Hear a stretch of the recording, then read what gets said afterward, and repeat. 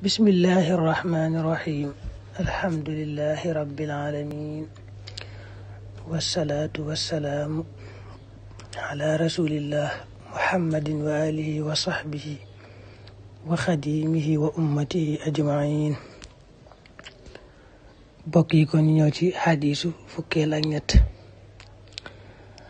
an abi muhammad abdullahi ibni umar ibni al-aas radiyallahu anhuma qaal rasulullahi sallallahu alayhi wa alihi wa sahbihi wa sallam laa yu'min dugam ahadukum kenn ci yéen xatta yakunu bate dafa nekk hawaahu bànneexam tabaxan di aji topp lima ñeel la nga xam ne jiitu dikk naa bi ci moom. xadiisun saxiix rawaynaahu fi kitaabil xujja bi isnaadin saxiix. xadis bu gàtt la waaye daa boole lu bari. Ash-Shabshiri daana ko waxoon na ne huwa xadisun azimun naafiu wajiz jaamiun li afraadi sharia.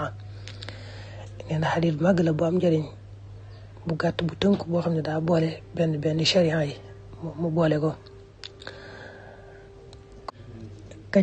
kañuy dàkkantele abu muhammad mu tudd abdullah ibn umar ibn al-aas yàlla na yàlla dolli gërëm ñoom ñaar. abdullah ibn umar ibn al-aas mi moo wax ne yonent bi daa waxoon ne sallallahu alayhi wa sallam kenn ci yéen de balaa ak ngëm a mat la mu bëgg ak cofeelam gépp da koy def ci li ma indi, li ma yàlla jox daal muy sharia ma indi ko. kenn ci yéen balaa ak ngëm a mat dëgg-dëgg la muy bëgg ak cofeelam gépp da koy def ci loolu. nga xam ne koo xam ne daa xiif lool na muy bëgge lool ñam mu neex, mbaa ku mar lool na muy bëgge ndox mu neex. kenn ci yéen it li ma indi noonu lay def, da koy jiital ci lépp. xam ne li ma indi mooy doon la muy bëgg, doon la muy faytu.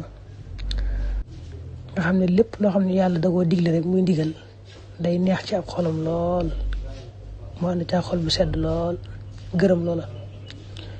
lépp lu yàlla tere nag mu daal di bañ loola ngir yàlla sib ko lool ci ab xolam.